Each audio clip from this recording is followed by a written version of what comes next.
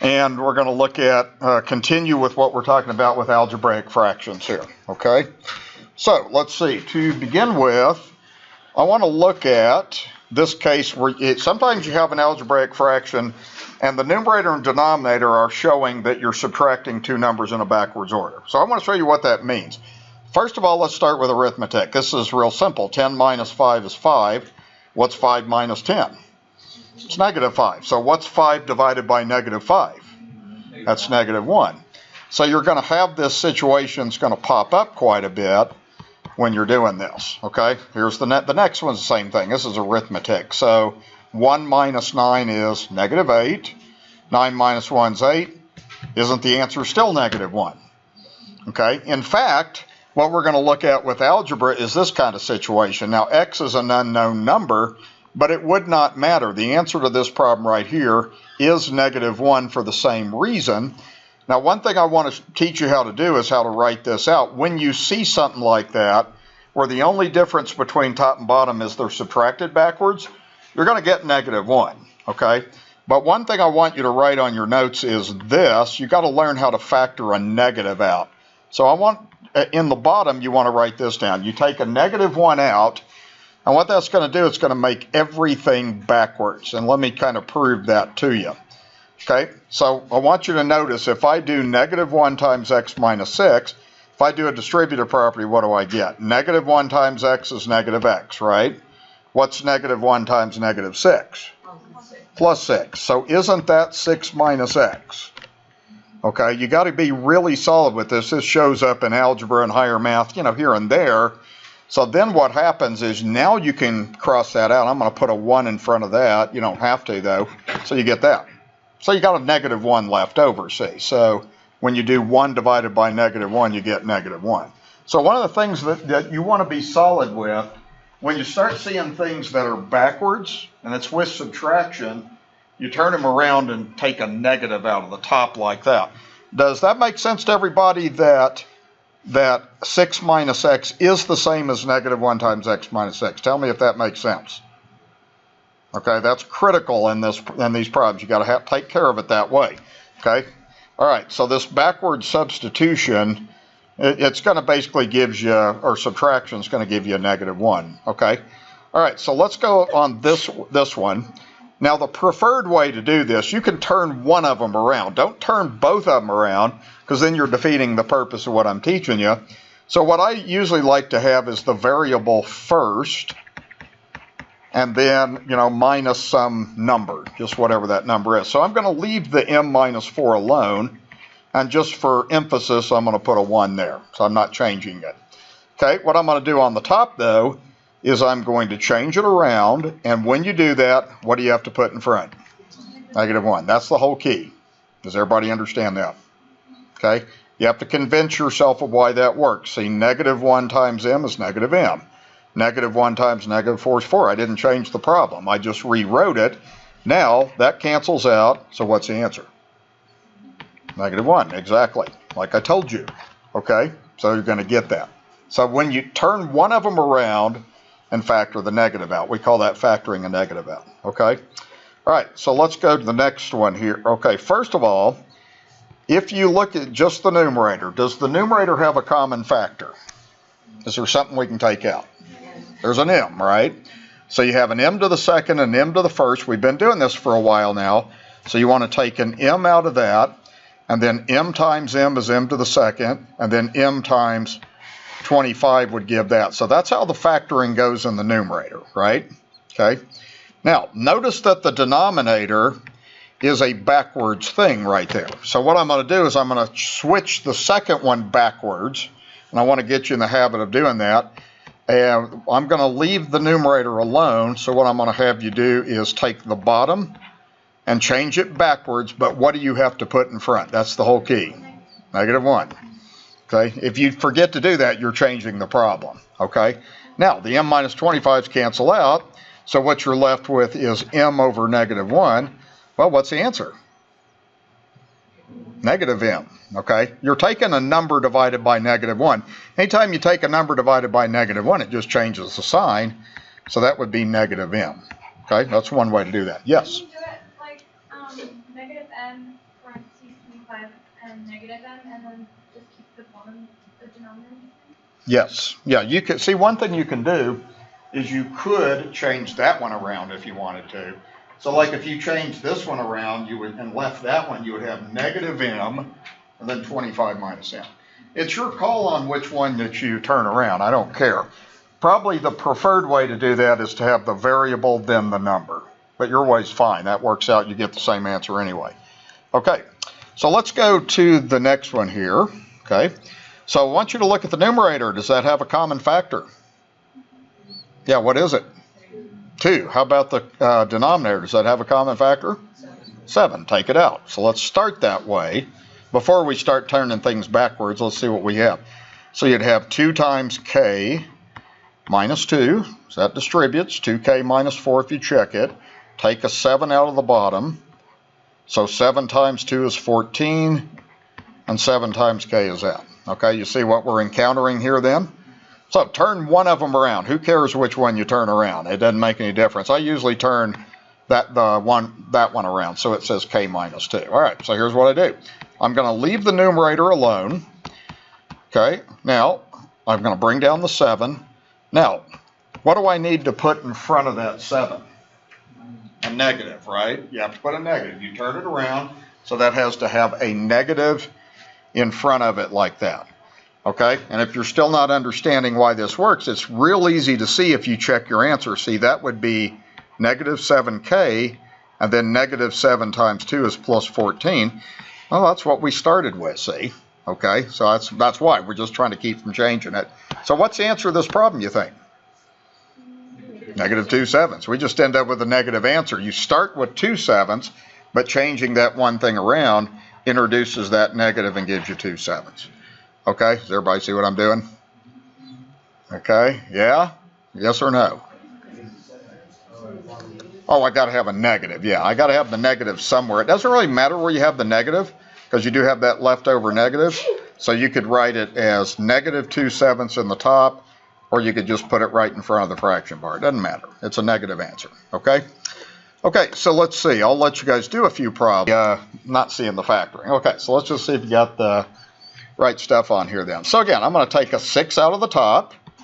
And if you did that correctly, you'd have 6 times k minus 5. You can take a 3 out of the bottom, so that would be 5 minus k. That's the best way to start the problems like that, okay? Now you're going to see one of those factors is backwards. It's your call on which one you want to turn around. I don't care. So I'm going to have, just leave the top one alone. And then if I change the bottom one backwards, what do you have to put in front? Whoops. Got to have a negative. Now that's not a 3. I don't know why I did that. So you got to go like that. And then you got to put that negative in front like that. It doesn't matter. I did a 3 again. Okay, I think it's going to cancel, right? Yeah, I do stupid stuff like that sometimes. Sometimes I can't talk and write at the same time. Okay, so those crossed out. Now, a lot of you left the answer that way. Well, what is 6 over 3? Yeah, you should get negative 2 on that. So your answer that I'd be looking for is negative 2. Take that all the way to the end. Okay? All right, I think that was okay. I didn't see too many issues with that. The next one, what a lot of you did, and you're kind of thinking of common factors. You're kind of in the common factor mode. A lot of you took an RS out. Why can you not take an R out of the top? Because that doesn't have an R. You can't take an S because that doesn't have an S. So this is the one that's a difference of 2 squares. As I was walking around, a lot of you, when I reminded you, you said, oh, yeah. Okay. Well, it's similar to this kind of problem. If you had like x to the second minus 9, what did you learn how to do? You learned to go x and x, 3 and 3 with what kind of signs? Okay, now you remember, right? Okay, so you got to learn to recognize that when it shows up. So yeah, this one you would draw your 2 parentheses. You'd have r times r and s times s, and then you'd have the plus and minus like that. Okay, so that's how you had to start the problem. Now it's up to you which one you turn around. It just kind of depended on what you did. I'm going to turn this bottom one around. I think that's what most of you did. So I'm going to leave the top as it is. And if I turn this around, I'd have r minus s. And if I do that, what must go in front? Like a negative 1. Okay, everybody solid with that? Okay. Now, the reason we did that is because those things cancel now, because they're exactly the same. So if you write down what you're left with, you would just have an r plus s in the numerator over negative 1. Now, you never have to put something over 1. Like if you had 8 over 1, you just write 8, right? If you divide something by negative 1, what happens is the signs change. Everything changes, so you would end up having negative r minus s. Both things change. Okay, another way to look at this, if you don't understand it that way, anytime you have a negative, it can go to the top, so you could write this as negative r plus s over 1. You might see it better that way. That's just negative r minus s, because that negative goes through the parentheses, so that would be the best answer right there. That one's a little tricky. You guys understand that okay? Okay, what we're kind of looking at is a situation where one of the factors is backwards subtracted of the other. Just trying to get you comfortable with how to handle that. Okay, the next one, I didn't even look at anybody's paper on this. So, okay, this is what I suspect most of you did. Okay, this is what I suspect you did. Okay, I hope you didn't, but I suspect most of you did. C and C, B and B, plus and minus. How many people did that? Be honest. Just you? 2 people? Okay, well that's great. If nobody did it, that's perfect because it's prime. It does not factor. Okay, when we have a sum of 2 squares, it does not factor. So we've seen that before, like if you had x squared plus 4, that's prime.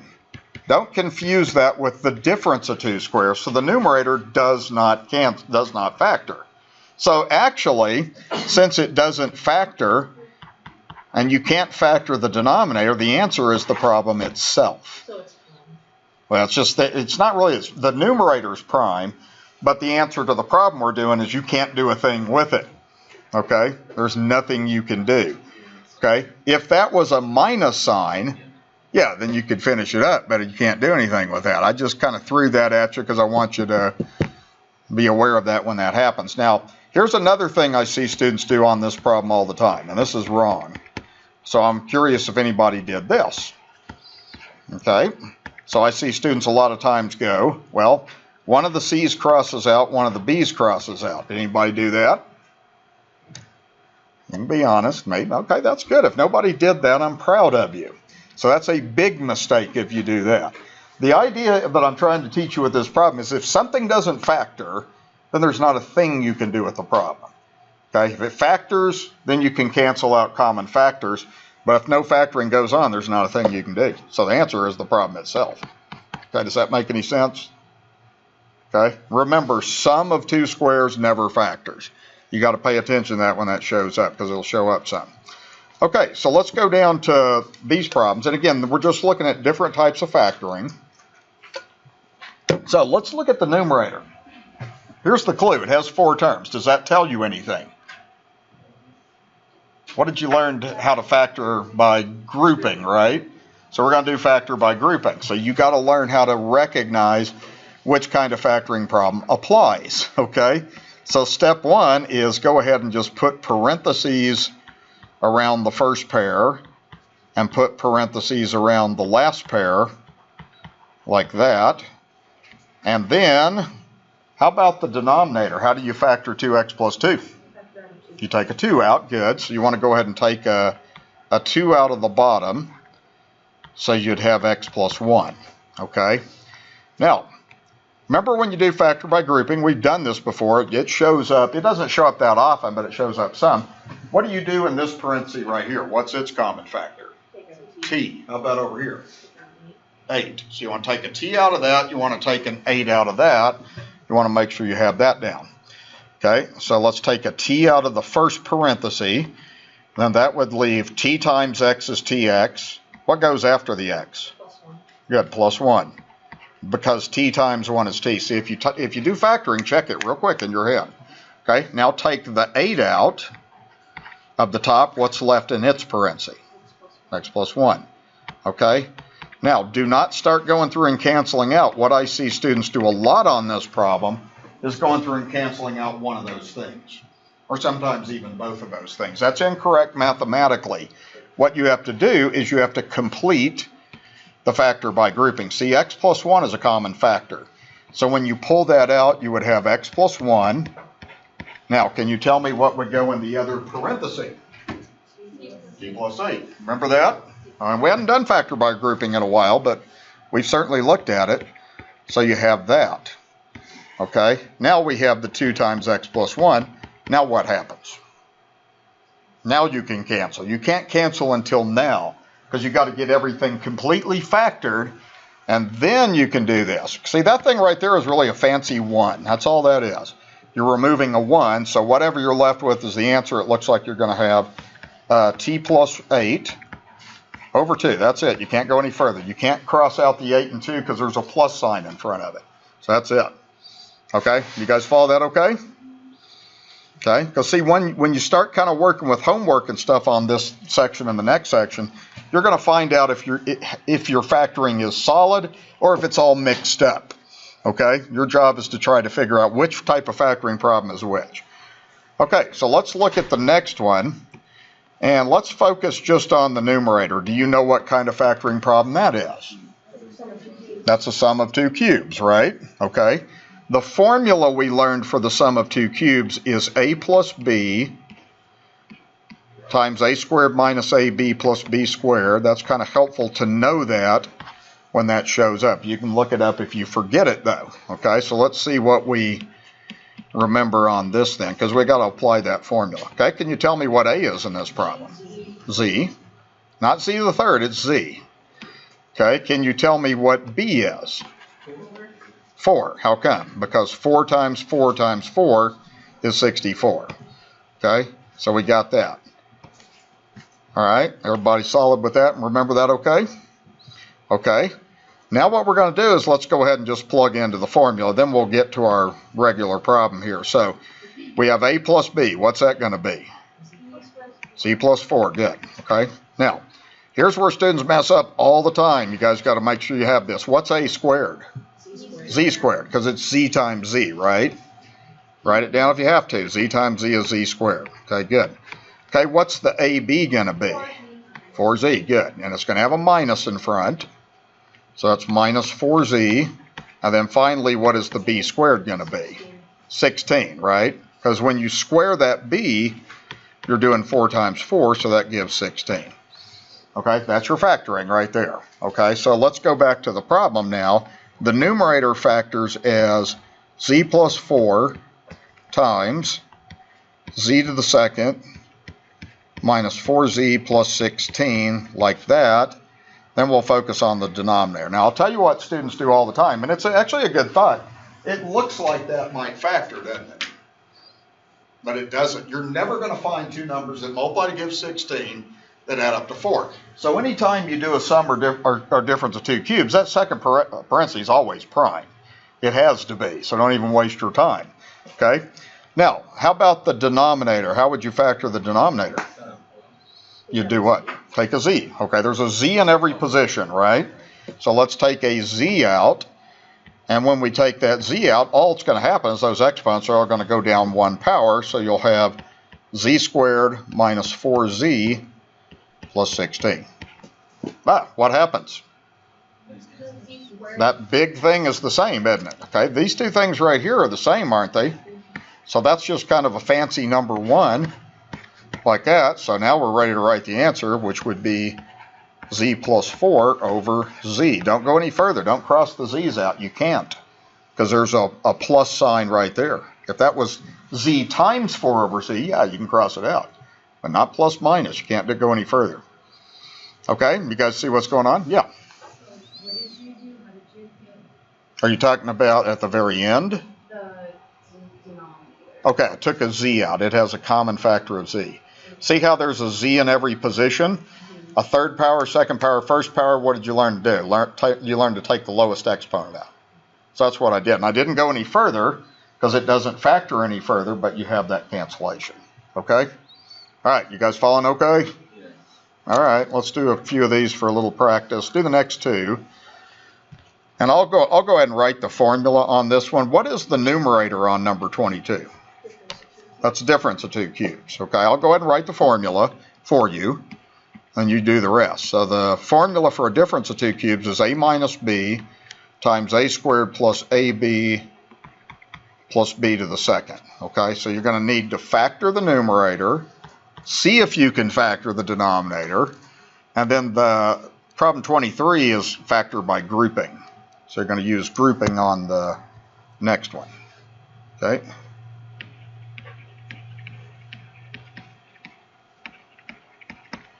And I'll walk around and see if you do these okay.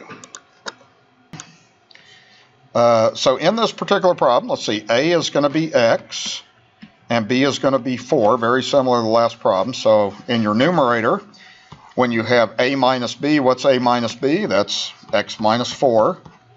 Okay, you go to the second parenthesis, you're going to have a squared, so x times x is x squared. Then you do ab. What's ab in this problem? 4x. Some of you messed up on that part. Just a times b. And then what's b squared? 16. Okay? Now the other thing is, and a lot of you tried to factor the bottom, it doesn't factor. Okay? No matter how you try, the bottom is not going to factor, but doesn't it cancel out anyway? Okay, so we got that. Okay? Then you really have a 1 left over, so a lot of you wrote your answer like this. Okay, you never have to put something over 1 because it's itself. So what's the answer? X minus 4. And you don't want parentheses or anything, you just want x minus 4. That's it. Okay? Now don't confuse that. If you canceled something and had a 1 in the numerator, a 1 in the numerator is important. Okay? All right, let's see how we did on this next one. This one is grouping. So you would put parentheses around the first pair. Then you would put parentheses around the last pair, and then you would do the denominator the same way. So I think a lot of you got this okay. Then xy plus 3x, and then plus 5y plus 15. So you're just going to try to group it together like that. Okay, now it's just how good are you with your common factors. What comes out of that parenthesis? X. Okay, so we've taken x, and when you do that, you'd have y minus 2. Okay, what comes out of the 5y minus 10? 5. Take a 5 out. So that's going to be plus 5y minus 2. See how they turned out to have the same thing? That's what you expect in factor by grouping. Okay? Now we want to go to the next thing. So what comes out of xy plus 3x? X comes out. Okay, so when you do that, you would have x times y plus 3. Okay, and then what comes out of 5y plus 15? A 5. Then you'd have y plus 3. Now see, you're not done with the factoring. What I see students do all the time on this is there's kind of a tendency to want to cancel the x's and the 5's out. The reason you can't do that is because of those plus signs separating, but you're not even done with the factoring. What's the numerator right now when you take out the common factor? Y minus 2, and then what's left over? X plus 5. See, now you're done with the factoring. Okay, denominator works the same way. Y plus 3 is your factor. What's the other parenthesis? X plus 5. Everybody remember that? Okay, now what cancels? X plus 5. Now, only now. Okay, you got to get all the way there. You don't need these parentheses anymore. You're done. Don't go any further. Do not cancel the y's out because you can't. What keeps you from doing that is that minus and plus. So you're done. That's the answer you should have got. Okay? Does anybody have a question about that? See, the thing is with that, you got to be solid on your factor by grouping, and you got to get all the way to that next to the last step before you cancel. You can't cancel until you get to that point. Okay? All right, any questions about that? Okay, all right. So again, it's just the factoring, and so you're going to get a little better with this when you start working out some of these problems. So the next thing we're going to look at is we're going to look at multiplication and kind of the strategies that you can do on this. I recommend that you do it this way because these problems can get real messy if you sort of cross-cancel and stuff. So you want to just kind of put it in one fraction. You want to factor everything that factors. You remove factors and write the final answer. Okay? So there's several approaches to this problem, but what I'm going to have you do is, before I do this problem, let's just kind of remind ourselves of how you might do a basic arithmetic problem. So for instance, if you had, say you had something like this, 2/5 times 10/12. Okay? There's two ways to multiply fractions. The first way is you can just multiply straight across. That would be 20 over 60. Then what do you do? Then you reduce, okay? Reducing, you can break it up like this. One way to do this would be like, okay, that's 2 times 10. That's 6 times 10. The 10's cross out. And then if you have 2 6, that's really 2, and then 6 is 2 times 3. So what do you get? You get 1/3. Okay, that's one way to do that. Now, hardly anybody has learned how to do it that way. The most common way that we teach how to do this is just reduce first. So what does 2 and 12 divide by? They divide by 2, right? So 2 goes into 2 once. 2 goes into 12 6 times, so I'm just reducing that fraction. And then 10 and 5, what goes into 10 and 5? 5 does. So 5 into 5 once, 5 into that 2 times. We'll see how you have a 2 6. Then 2 6 will just reduce down to 1/3 anyway.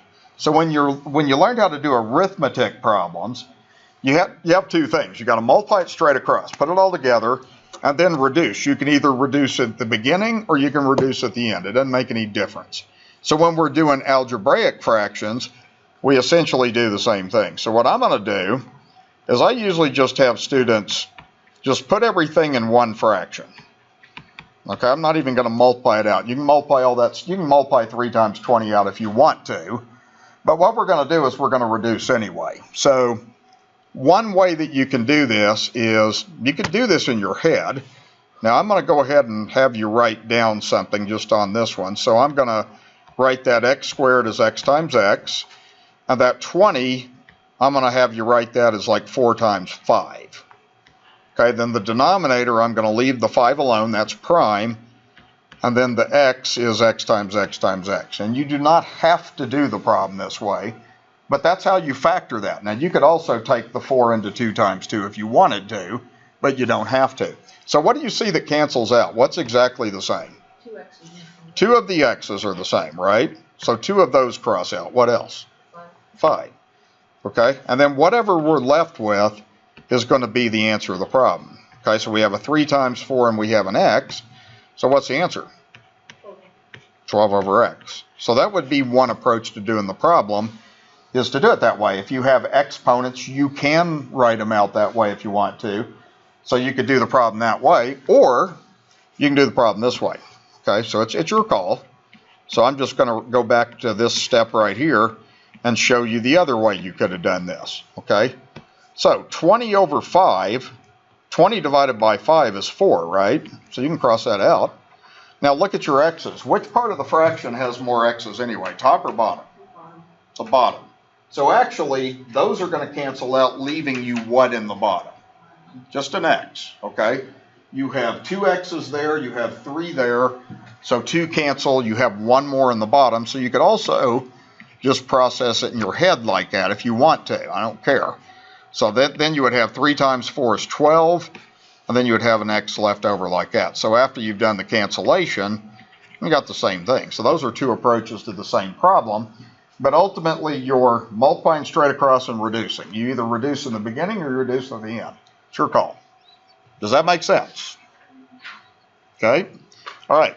Now, when we do this, we're going to focus mostly on factoring. So what I usually have students do is just put this in one fraction, and we're just going to start factoring as we go through. Okay, how do you factor 3p minus 3? You take a 3 out, right? That's got a common factor. So let's take a 3 out, and that would leave p minus 3 like that. Okay, I'm going to leave the 4 alone. If you want to, you can write the p to the second as p times p. Shouldn't it be p minus 1? Yes, p minus 1. Okay, so that will be 3 times p minus 1, and then we have the 4, p squared. You can write out that way if you want to. Okay, so we got that. Now the denominator, it looks like you have a p, so I'll just write that down. And then the next question is, how do you factor 9p minus 9? You take a 9 out, right? Okay, so we want to go ahead and take a 9 out. And if you took the 9 out there, you would have p minus 1. Okay, so what I've done is I've done the factoring. I've taken common factors out.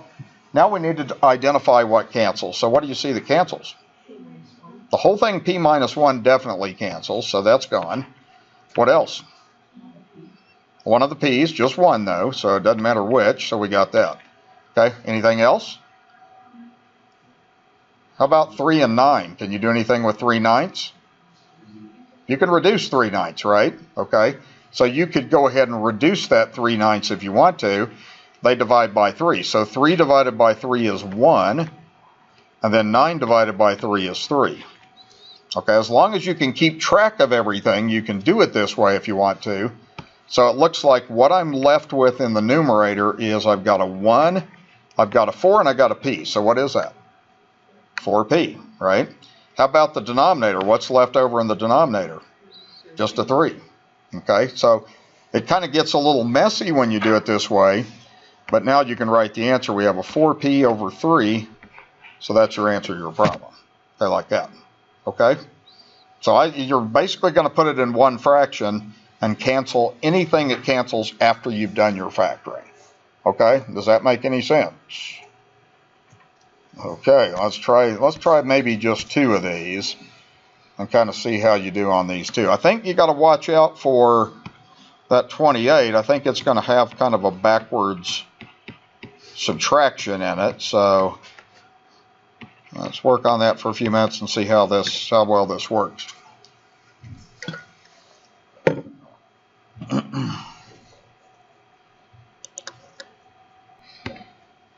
Let's see. Now, that's up to you guys. Okay, let me show you the way I would do this. Just kind of processing most of this in my head. And if you want to do it this way, that's fine. You could reduce the 40 over 5 is 8, right? And then what happens to the z's? One of them cancels, right? But you're left with a z like that. You can do it that way if you want to. And now if you look at this, you'd be left with a 3, a z, and an 8, and a 1. So what's the answer? 24z. You can do it all that way if you want to. Or you can do it more like this if you want to. You could say, okay, just write the z's out. Whatever you need to do as a student. I'm going to put the 40 there. I've got the 5, and then I got z to the second is z times z. So if you want to do it this way, it's sometimes a little bit cleaner to see your work. So it goes like that. And then you could do 40 divided by 5 is 8. So you still got the same thing. You've got a 3, a z, and an 8. And the only thing that you have left in the bottom is a bunch of 1s. So that would still be 24z if you put it all together, right? And you don't have to say 24z over 1. It's always unnecessary to write a fraction over 1, right? So it's just 24z. Okay, so I think most of you got that okay. So let's see. This one, the thing is you got to start by doing each of these individual factoring problems. Some of you did that wrong. You got to take a 5 out of that. So that would be 5 times r minus 3 if you did that correctly. Okay, then underneath that, you would take a 12r out. 12 goes into 24 twice. So you take an r out because there is an r in both positions. So if you did that correctly, you would have r plus 2 like that then. Okay, now move on to the 6r plus 12. You take a 6 out of that, and that would leave you r plus 2. Okay, then you can take a 10 out of this. So if you take 10 out of that, you would have 10 times 3 minus r. That's the ideal way to start the problem. It's just like that. Okay, now there's a couple of things that you can do on this is, I'm going to go ahead and write this step. You can bypass this if you want to, as long as you can handle this in your head. I'm just going to leave everything alone, but I'm going to turn this factor backwards so that it cancels with that r minus 3. You can't cancel it until you do this. So I'm going to change this to negative 10 times r minus 3. Everybody with me on that? Okay, so you got that backward subtraction thing. Now let's start going through and canceling stuff out. So that'll cancel, and that'll cancel, right? Now if you want to go ahead and put it all together now, you can, or you can just start reducing whatever you see that reduces. So I see that a 5/10, that goes down to a 1/2, right? So we got that. I also see a 6/12, that also reduces to a half.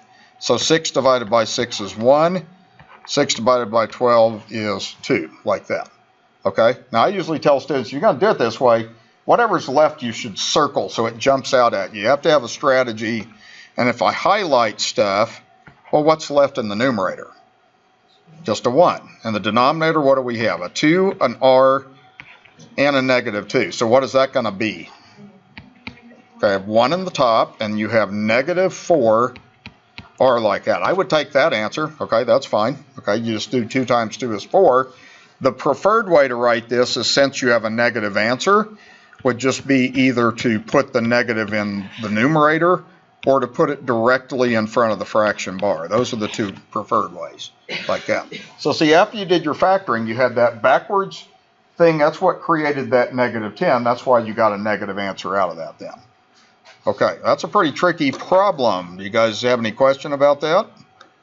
The first thing you want to learn from that problem today too. Okay, so when you do a problem like this, it's all about factoring. Okay, so what I'm going to do with this one again is we're just going to go through and we're going to factor each piece like this. Okay, so we got trinomials. Usually students do this kind of problem very well because trinomials typically are what students do the best on.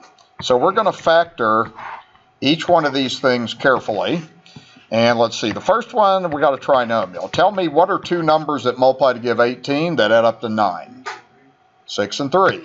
Okay, so you want to factor this one as k plus 6, k plus 3. You can be backwards on that, doesn't make any difference. Okay, now let's go to the denominator. Okay, how about 24? What are 2 numbers that multiply to give 24 that add up to 11? 8 and 3. Okay, with practice it starts coming to you a lot faster. So that's going to be k and k, 8 and 3, and then 8 plus 3 is 11, so it's 2 plus signs like that. So that's how that goes. Okay, now how do you factor this part? No. You take a k out, okay? It's got a common factor, so you gotta know which factoring strategy works for which. So you take a k out, then that would be k plus 8, like that. Okay? Now we got to go to the denominator, and when we do that, we have k and k to get k squared. Now what are the factors of 49 that you can get to add up to negative 2? 8 and 6. 8 times 6 is 48. 8 and 6 are 2 apart. So you'd have this, and you don't want to mess up on your signs. You can do this in your head. That's 8k, that's 6k. The way we get those to add up to negative 2k is a negative 8 and a plus 6 like that. Okay, so that's your factoring. So what we do now is we look at top and bottom. It doesn't matter where they are, it's just top and bottom. So notice that k plus 6 has a factor on the bottom way over there. Who cares that it's way over there? Sometimes students think, well, it's got to be on top of each other. No, it doesn't. Somewhere on top, somewhere on bottom. Okay? Now we have the k plus 3. That cancels. And it looks like we have the k plus 8. Okay, so what we're doing is we're just removing all those 1s. What do you see left over? There you go. K over k minus 8. After you've canceled, whatever's left over is going to be the algebraic solution to that. This is how you simplify algebraic fractions, is you're factoring and then removing factors. Okay, see what I mean? If you're factoring solid, you will thrive. Okay, you'll even have a bunch of fun with this too. Maybe. Okay, all right. Now, go to the next page. Now, I want you to do these problems, just the next 2 problems, and see how you do with these. Okay, so I'll give you a few minutes to work on these. Okay, so let's just go over this real quick. So, and just make sure we all got this. So you take a 4 out of that, you take a 5 out of the bottom, take a 4 out of the top, and then take a 6 out like this. There's a couple of approaches that you can do on this. So anyway, that's the factoring that you should have. Now what happens is the x minus 1 crosses out. See, don't forget, whenever you cross something out, there's a 1 left over. That's really what happens. Same thing here, that crosses out, you've removed a 1. Now what a lot of you did, which is fine, if you multiply straight across, you have 4 times 4 is 16, 5 times 6 is 30, but doesn't that reduce? Yeah, so make sure that you reduce everything. So you could do it this way if you wanted to. And then in your head, you could divide by 2, so you would get 8 over 15 is what you should have got, okay? Now, the other way you could have done this is, notice when you have that 4, 6, or this 4, 6 here, you can reduce one of them. So I just usually do something like this. 2 goes into 4 twice. 2 goes into 6 3 times. And now if you look at what I'm left with, I have 4 times 2 is 8. Then I have 5 times 3 is 15. I always try to reduce as far as I can, then multiply out. Okay? That just kind of keeps me from having to reduce my answer. Okay? All right, now let's see the next one. Let's see, you want to make sure all your factors are right. So for 32, you should have done k and k with a 4 times 8 with 2 plus signs, because 4 and 8 adds up to 12. And then for the bottom, you would have k times k. And then for 12, you should use a 4 and 3, because 4 and 3 adds up to 7. Everybody okay with that? Now, you can have them backwards. It doesn't make any difference. Okay, then the next one, you're looking for numbers that multiply to give 27 that add up to 12. That would be k and k. Then it would be 9 and 3 with 2 plus signs, like that. And then the bottom, what did you use for 72? 9 and 8, because 9 and 8 also adds up to 17. So you would have k and k, 9 and 8, with 2 plus signs like that. So as long as your factoring's okay, then you're now ready to go through and just see what cancels. And remember, it's top and bottom, so those things clearly cross out. That's a 1 left over, right? K plus 8, that crosses out. That's a 1 left over. Okay, and then k plus 9 and k plus 3. The reason I'm putting those 1s is because the most common wrong answer on a problem like this is 0. What's the answer? 1, okay, because it's the same thing divided by itself. So that numerator is exactly the same as the denominator, so that means the answer is 1, like that. Okay, has everybody got that? Okay, trinomials okay? Okay, all right, usually students get that down pretty good, I find. Okay, so the last thing I'm going to do in this section is division. And in order to do division, you got to remember how you learned how to do the arithmetic for division. Let me just give you a simple arithmetic problem. Let's say that you had like 7 over 24, and you were going to divide that by, say, 14 over 21 or something like that. How did you learn how to divide fractions? You flip the second one and multiply. So you change it into a multiplication problem. So you got to flip the second one upside down. So you flip it good. Flip it good. Nobody even knows what I'm talking about. Flip it. Okay, you know that song by Devo in the 80s? Okay. So if you don't know who Devo is, be sure that go to YouTube and find out. Okay, this 80s, back in new wave days of the 80s. Okay, so anyway, you do that. Now what you would do is you can now reduce. So notice that the 7 and 14 reduces to a half, and then 21 and 24 both divide by 3. So 3 goes into 21 7 times, and then 3 goes into 24 8 times. Okay. And then if you multiply straight across, you have 1 times 7 is 7, 8 times 2 is 16. So that's how you want to divide fractions, is all you do is change these things into a multiplication problem, and once you do that, then you're doing what you just got through doing anyway. So it has that one additional step to it. Okay. So I'm going to do a couple of division problems and then let you close off with a couple yourself. So sometimes I see teachers also teach it this way. Copy dot flip. Have you ever heard that? Copy dot flop. That means copy the first fraction, change it to a dot for multiplication, flip the second one. Okay? I like flip it good. So we got y squared minus 49 over 4y plus 28. That stays the same. Change it to multiplication. Don't put an x there. Put a dot there. And then y minus 4 over y minus 7 like that. Okay, so what we're going to do is it looks like we have factoring. How do you factor y squared minus 49? That's a difference of 2 squares, right? Okay, that's going to show up. You got to know when it shows up. 49 is a perfect square because it's 7 times 7. So when you factor that, you're going to have y and y, 7 and 7, and remember the signs go plus minus. So that's how that factoring piece right there goes. Okay? All right, how do you factor 4y plus 28? You take a 4 out, right? Okay, it's common factors. You got to recognize which is which. So if you take a 4 out, you'd be left with 4 times y is 4y, and 4 times 7 is 28. Okay? Now, y minus 4 does not factor. There's no common factors. That's not a y to the second power, so there's not a thing you do there. Now what do? You cancel y. Cancel out what you see is the same. Okay, and always cancel top to bottom. So y plus 7, that crosses out. That leaves you a 1. Y minus 7 crosses out. That leaves you a 1. So now if I highlight what I'm left with, it looks like I got a y minus 4 over 4. So we put it all together. Once you've done the cancellation, then you're done. Like that. Okay? So that's the idea. All right?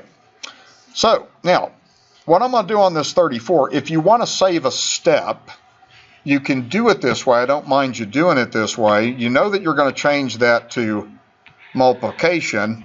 And you also know you're going to factor. So what you can do on this, but you got to be careful, is when you factor the second, just do them and put them backwards. How do you factor z squared plus 4z? Take out a z. It has a z, right? But since I'm flipping it, I'm going to put that in the bottom. So that's z times z is z squared, and then z times 4 is 4z. So you can kind of flip it in your mind, keeps you from writing one step out. And then if I do this denominator here, what two numbers are you going to use for 12 that make it out to 8? 6 and 2. Good. Okay, so we're going to have z and z. And then we're going to have 6 and 2. And then we're going to have 2 plus signs so that the 6z and 2z adds up to 8z. So that takes care of that. So see what I did is I flipped that in my mind. Then when I go here, you don't flip anything on this one. So the numerator, what do you want to use for 8 so it adds up to 6? 2 and 4. Good. So you'll have z plus 2 and z plus 4 is how that factoring goes. And then the bottom, what you'll have on this one is z and z. And we'll have 2 and 6 on that. 2 times 6 is 12, and 2 and 6 adds up to 8, like that. So if you want to, save a step by just flipping the second one in your mind and factoring at the same time, you can certainly do that. So then if we cancel out, notice that cancels out. Z plus 4 is removed. Z plus 6. So whatever you're left with is the answer. There's your answer right there. So that's going to be z plus 2 over z. Now, if you're not in the habit of writing your z that way, I highly recommend it because it's easy to get a z mixed up with a 2. They look a lot alike if you're just writing freehand. So that's also a good habit. Okay, so anybody have a question about division? Okay, if you can multiply, you can divide. That's the theory. So I'll let you guys finish up with these last 3 problems, give you a little time to work these out. They're all division problems. I think number 37 is a multiplication problem. So don't flip it unless it's a division problem. Be careful about that.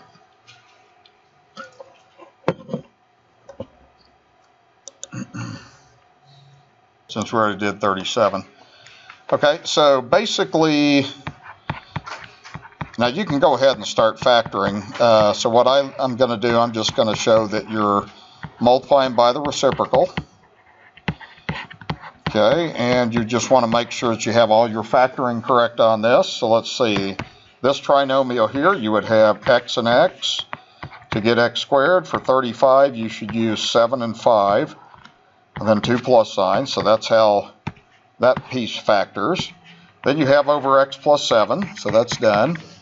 Then over here, how do you factor 7x minus 35? Take out a 7. And then how do you factor x squared minus 25? Difference of 2 squares. Okay, so you got to recognize all this stuff when it shows up. So that one's x plus 5, x minus 5, like that. Okay, now it's just a matter of, let's start canceling. So x plus 7 goes, that goes, that goes. What's the answer? 7. Okay, that 7's left in the numerator, so it's 7. It's technically 7 over 1, but you just write the answer as 7. Okay, everybody got that okay? All right. Now this next one, what you would want to do is, again, you can bypass this step if you want to, but technically you're just copying the first fraction as it is, and then you're flipping the second one upside down, so don't forget to do that. Then it becomes an exercise in how good you are with your factoring. So if any of your factoring's wrong, you need to double check what I have here then. Okay, so this first trinomial right here, if you factor that, you should have z plus 4 and z plus 3, or you can have those backwards. Okay, the bottom one, you have z squared plus 9z plus 18. You should have z, and you should have 3 and 6 with 2 plus signs like that. So you want to double check, make sure you have that. Okay, and then right here, this is the one where you have to have 6 and 4. So you have z and 6 and z and 4 with 2 plus signs like that. And then the bottom one, you just take a z out of that. So you'd have z times z plus 4 like that. Okay, so really the whole key is getting all that factoring done. And then once you have that, the z plus 4s cross out, z plus 3s. So there's your answer right there, would be z plus 4 over z like that. Okay, just make sure all of your factoring is accurate, and you're pretty much going to get them done. Okay, all right. Okay, and this last one right here we already did earlier. I'm just going to do this real quick.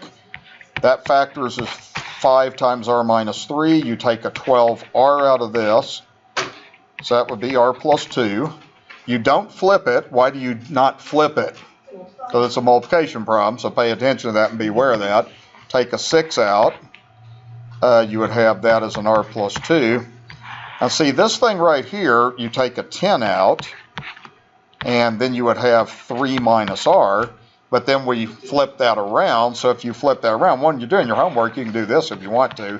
Just mark that off and then write it like that if you want to. Okay. Then we're ready to go through and start crossing stuff out. So we're going to have r minus 3 cancels. And what else cancels? We got that goes away, that goes away, that goes away. And if you want to write down what you're left with, if things are starting to get a little sloppy, it's not a bad idea to just write down what you're left with. And then reduce it further. So notice that that reduces to a half. That reduces to a half, so you have 1 over negative 4r. You're doing 2 times 2 like that. Okay? And the best way to write that is with negative like that. So we already looked at that problem earlier. Okay? So how do we do on that? Okay? Okay, you got your factoring under control. You're going to do very well with this, like I've been saying. Okay, so let me close this off.